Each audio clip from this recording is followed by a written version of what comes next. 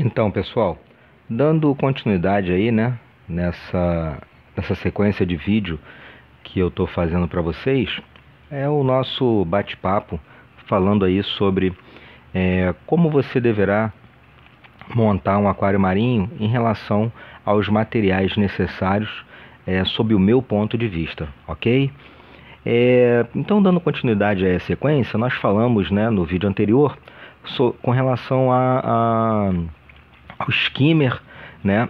Falamos também sobre o aquário propriamente dito, né? A caixa de vidro, como eu me referi. Falamos sobre um pouquinho sobre SUMP, né? Os significados, modelos, enfim. A caixa de reposição, nós também falamos sobre ela, que contém a água doce aí, né? Para reposição devido à evaporação do nosso display e do SUMP. Demos um bate-papo também sobre o móvel, ok? Então, dando continuidade aí, vamos falar um pouquinho sobre as bombas. Gente, a bomba do aquário, existe uma principal, né? Que seria aí a bomba do seu recalque, ok? O que significa essa bomba de recalque?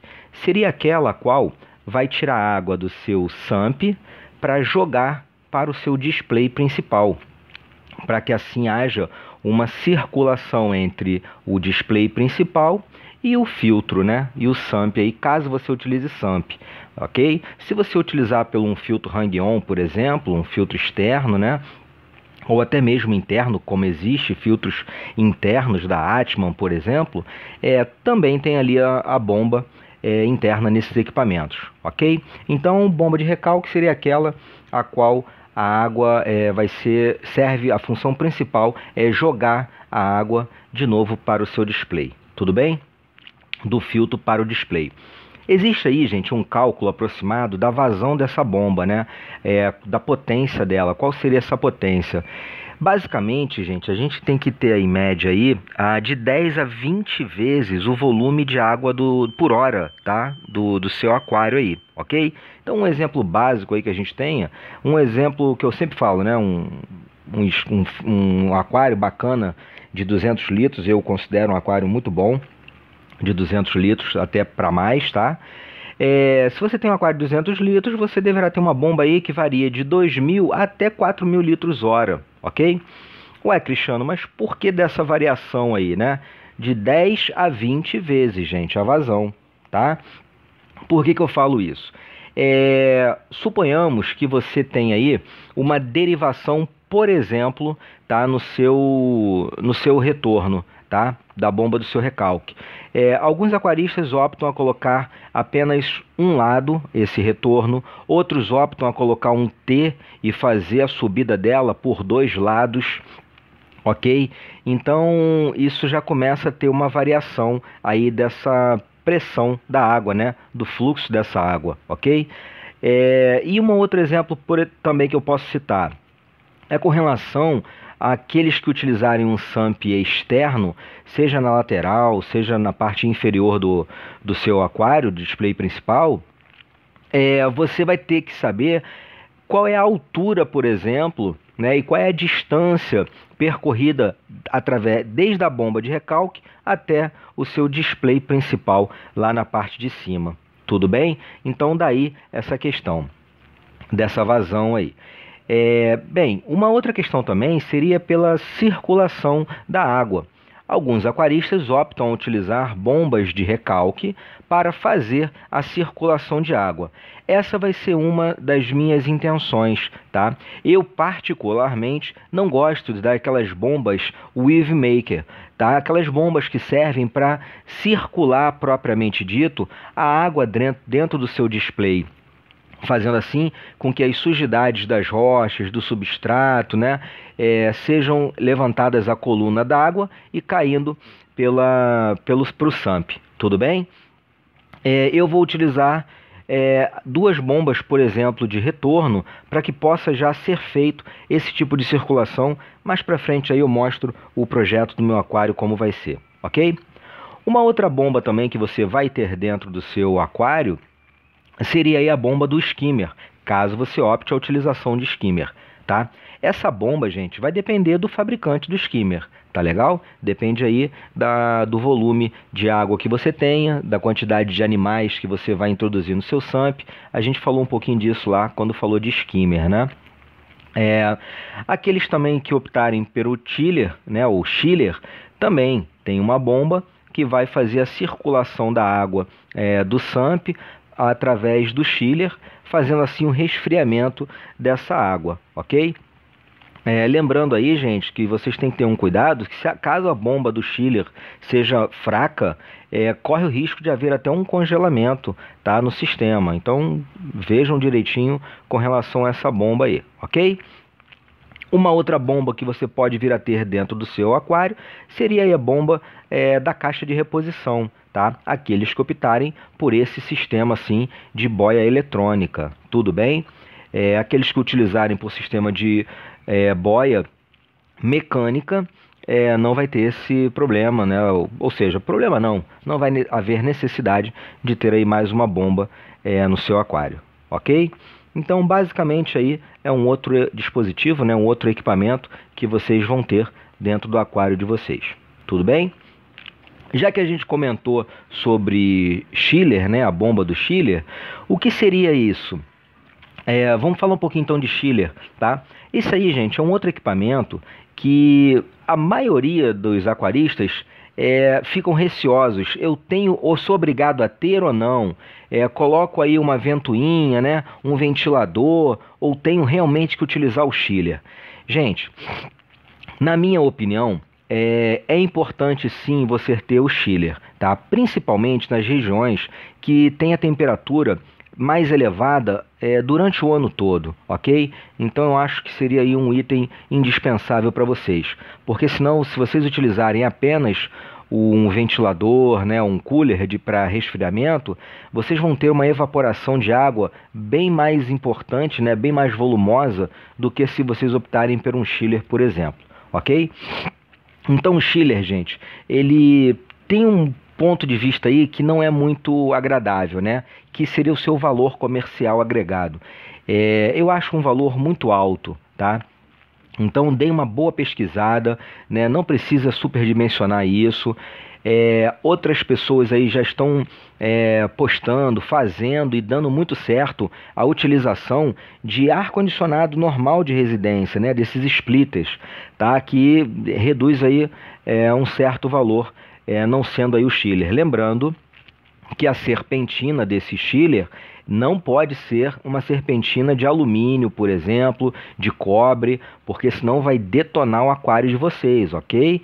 A água salgada em contato com esses materiais leva à corrosão e o desprendimento aí dessas substâncias no aquário vai matar a biovida de todo o seu aquário marinho, beleza? Então a serpentina, para essa finalidade, tem que ser de titânio, ok? Existem alguns que até reveste ela, a serpentina, né, encapam a serpentina de cobre, de alumínio. Eu particularmente não considero isso uma boa ideia, tá legal? Bem, mas ele tem aí, cara, uma grande vantagem, né? A temperatura do seu aquário, ela vai estar sempre muito estável, tá? Então, essa estabilidade é realmente o nosso objetivo, né? Isso é muito importante. Esse chiller, gente, ele é controlado através de um termostato, que vai ligar e desligar conforme aí a faixa de temperatura que você optar a manter o seu sistema, beleza? Então, basicamente seria isso. Um chiller num bate-papo bem rapidinho, tá legal? Uma outra questão que eu falo para vocês, muito importante ao meu ver, talvez a mais importante, gente, seria aí a água de reposição do seu aquário. Contra fatos não há argumento. Existem colegas aí que utilizam água da torneira e não tem problema nenhum. Mas eu já deixo um esclarecimento a vocês. A minha água, por exemplo, ela tem um TDS de aproximadamente 100. Então, assim, eu considero essa uma água de reposição imprópria para utilização. A minha região é assim. Pode ser que em outro bairro subjacente ao meu, a água pode ser de melhor qualidade, tendo menos componentes químicos nela, tá? Isso muda, gente, de região para região. Então, aí que está o X da questão, né? Vale a pena vocês fazerem uma análise da água de vocês. Se vocês tiverem aí um TDS relativamente baixo, né? Não sei, pode ser conveniente a você utilizar. Eu acho isso brincar de roleta russa, né? Você pode vir aí a ter um processo acumulativo no sistema de vocês e vir a ter problemas aí de crush no seu aquário, por exemplo, tá? Então, qual é a minha opinião? Sempre utilizar água de deionizada, tá? Ou água reversa osmose. Ou assim, cara, passando pelas duas, DI-RO, ok? Esse é o meu ponto de vista, tudo bem? Então, assim, fica extremamente recomendado, ao meu ver, a água deionizada ou também de reversa osmose ou passando pelos dois processos, tudo bem? Hoje em dia aí, gente, já existem vários tipos de deionizadores que são até industrializados, né? E eles não são nem muito caros não, tá? O que se torna um pouco mais caro seria você agregar um filtro de reversa osmose. Aí sim você vai ter um valor um pouco agregado. A gente está falando aí, gente, de aproximadamente, numa faixa que eu já andei pesquisando, de 400 até 800 reais você vai ter um filtro de deionização e reversa osmose aí, ok? Então acho que vale a pena vocês terem realmente um investimento para fazer esse tipo de colocação na água do seu aquário, ok? É uma água pura, né? Livre dos metais pesados aí, principalmente aqueles indesejados no nosso aquário marinho, ok? Principalmente aqueles, né? Sílica, o fosfato, enfim, o cloro, obviamente. É isso aí, galera. Vamos agora passar um pouquinho aí e falar sobre substrato. Bem, o substrato, gente, ele, ao meu ver, vai de gosto de cada aquarista, tá legal? Ele também acaba sendo importante, tá?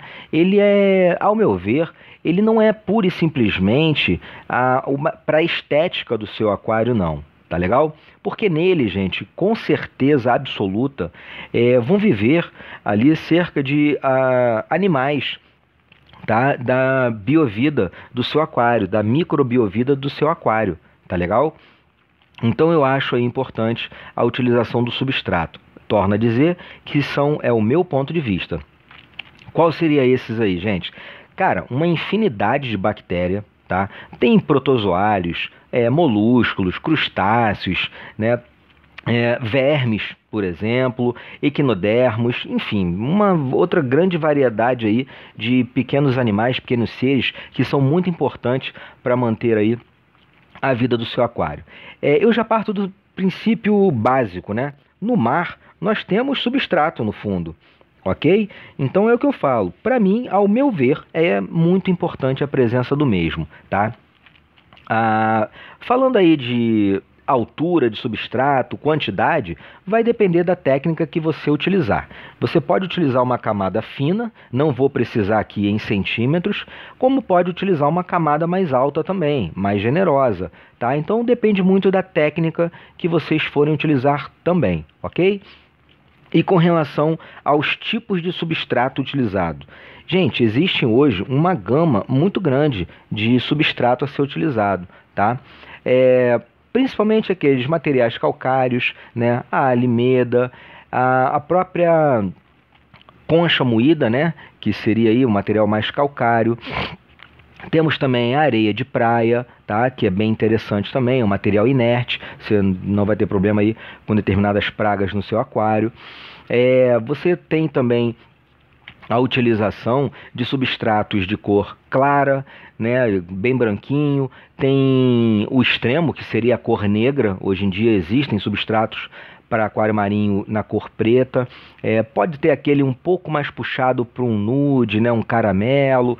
Enfim, gente, vai variar muito. Com pigmentações rosas, como aquele Samoa Pink, o Fiji Pink, tá? Então, com relação a isso, fica aí a dica que eu acho importante vocês terem o substrato no aquário de vocês, ok? Há quem diga também aí que o sistema Jauber ele é ultrapassado, tá? Eu não concordo com essa afirmação, tá? O meu sistema aqui, o meu Nano, ele atualmente foi montado, ele é montado no sistema Jauber, Berlim modificado, e vem dando muito certo.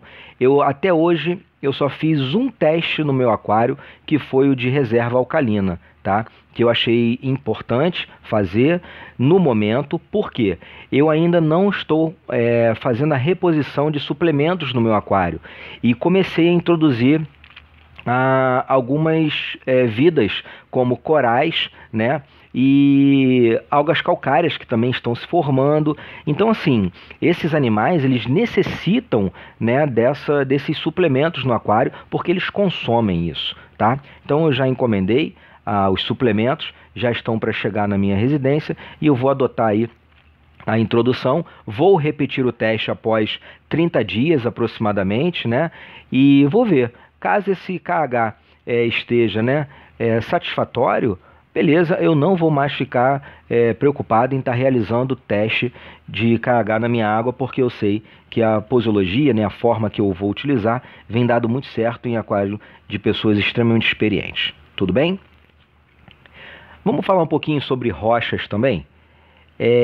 Com relação à rocha, gente, ao meu ver, é um item indispensável no nosso aquário, ok? Basicamente, existem aí 3 a 4 tipos de rocha, tá? 4 tipos de rocha, vamos defini-los aí, ok?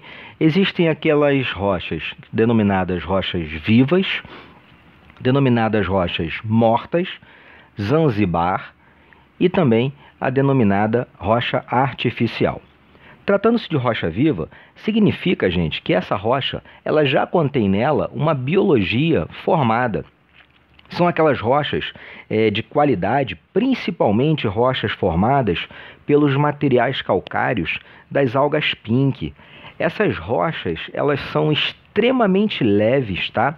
E muito, muito porosas, tornando-se assim uma rocha muito leve e altamente ótima para abrigar a biologia necessária na maturação do seu aquário. Então, você já tendo uma rocha dessa, né, de um lojista, por exemplo, já vem com essa biologia, você coloca no período da ciclagem essas rochas, né, e aí você vai ter uma estabilidade, né, uma agilidade na biologia, na formação da biologia do seu aquário, ok? Bem, a outra rocha denominada aí rocha morta seria exatamente aí uma rocha viva, porém sem biologia, tá? Então são rochas também aí formadas por materiais calcários, assim como aí, né, os esqueletos de corais, conchas, algas calcárias, enfim. Elas também são rochas da mesma característica física da rocha viva, porém sem estar abrigando a biologia, tá? São rochas secas, comercializadas aí em lojas especializadas, ok? E como você fazer?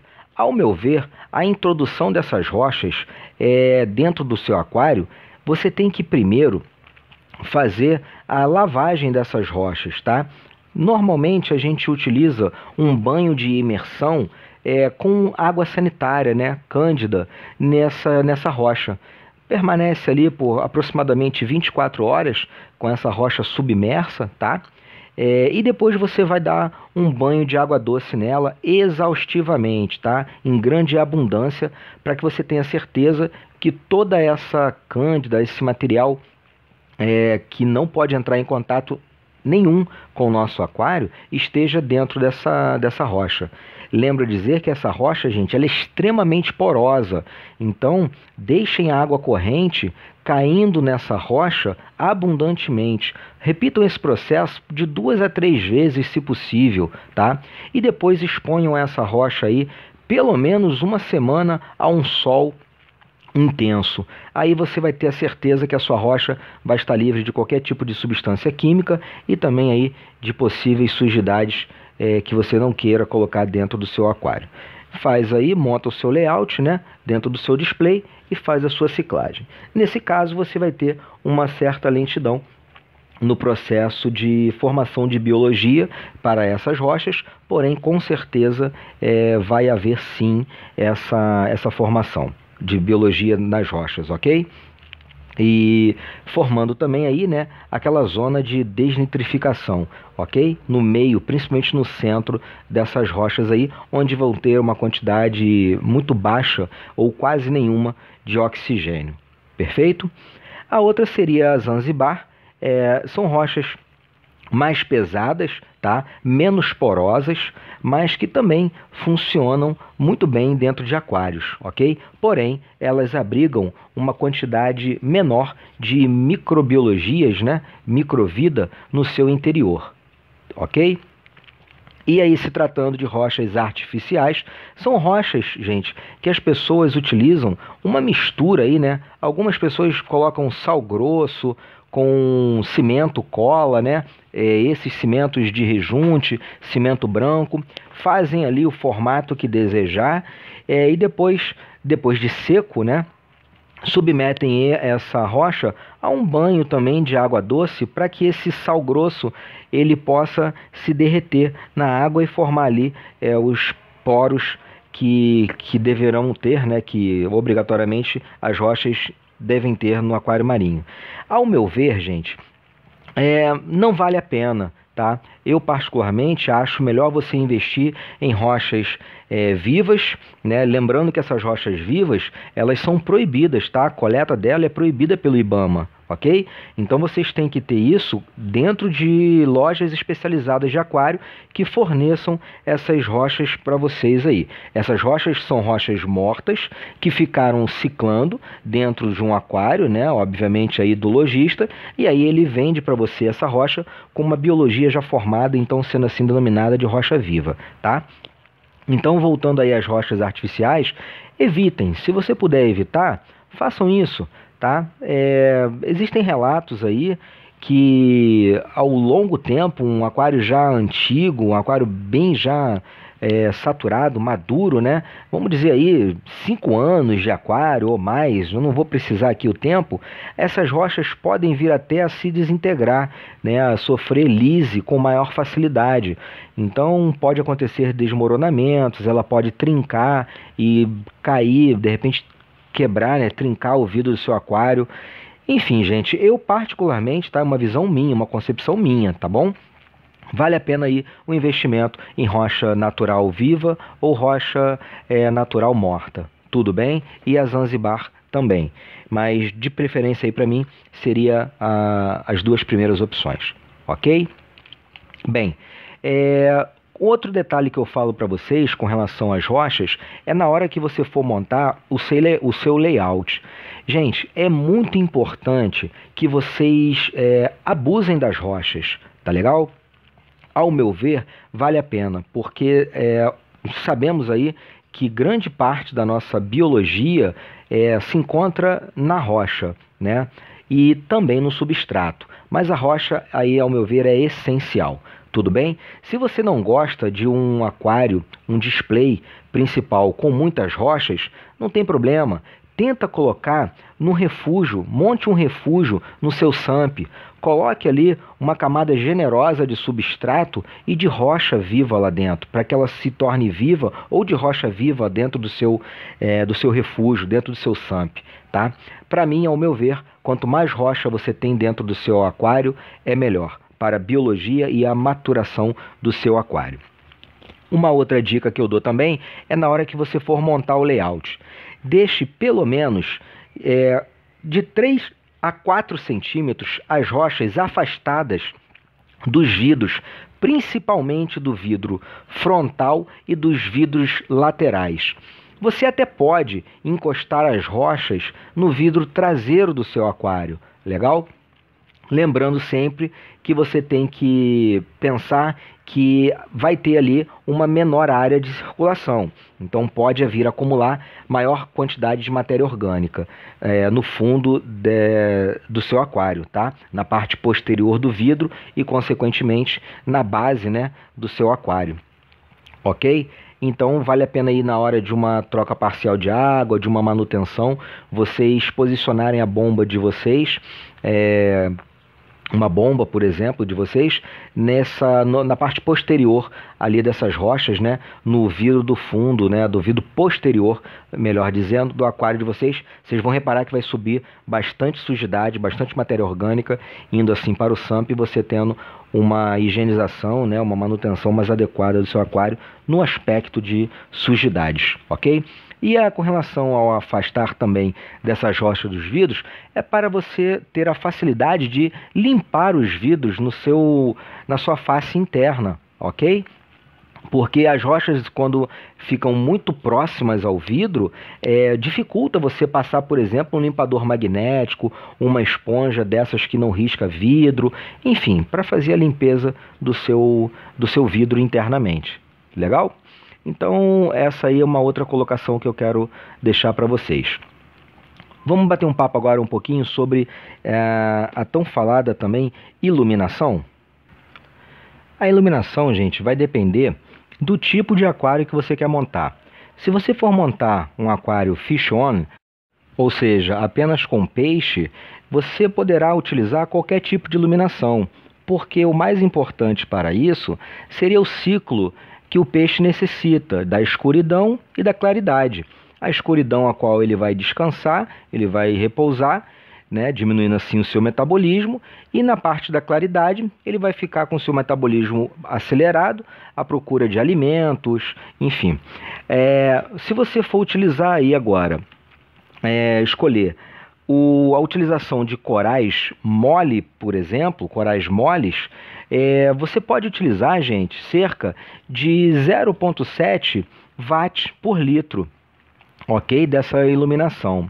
Se você for utilizar aí corais duros, aí você já precisaria até 1 watt por litro, tá?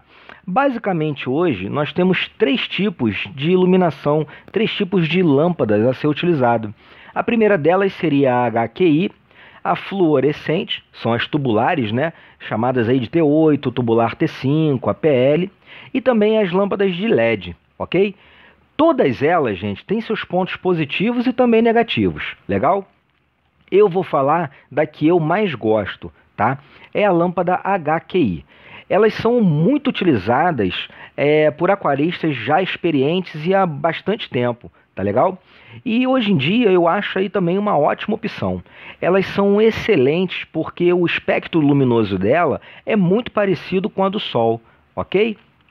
Caso você venha a montar esse sistema, ao contrário do que as pessoas dizem, não sai tão caro não. Hoje em dia existem lâmpadas comercializadas aí muito boas, ok? Lâmpadas de HQI, ela varia de 150 a 200 watts, ok? Só tem ela 220 volts, não existe 110 volts. E você compra aí o relator dela eletrônico, tá? Da marca Osram, ok? Você vai pagar um bom preço, não é nada caro não é nenhum absurdo não, tá legal? Eu garanto a vocês que sai mais barato do que uma luminária de LED industrializada, perfeito? Bem, a outra questão seria a iluminação aí das lâmpadas tubulares. A questão da HQI, gente, o único cuidado é com relação à coluna que você vai colocar, a altura que você vai colocar ela da coluna d'água, tá?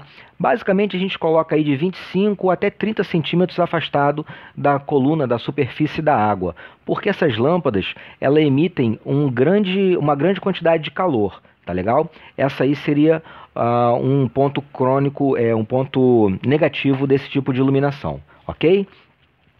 Bem, as lâmpadas tubulares, elas são lâmpadas também muito boas a serem utilizadas, tá?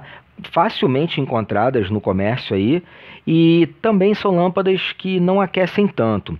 Porém, possuem uma certa desvantagem, porque para você alcançar a quantidade de lumens, né, satisfatória, a luminosidade satisfatória aí para o crescimento dos corais, você tem que colocar uma quantidade maior de lâmpada, ok? Então é isso. A questão das lâmpadas de LED, hoje aí invadindo o mercado, elas são basicamente lâmpadas também que colocam uma quantidade de luz, né, uma luminosidade muito boa dentro do seu aquário, tá?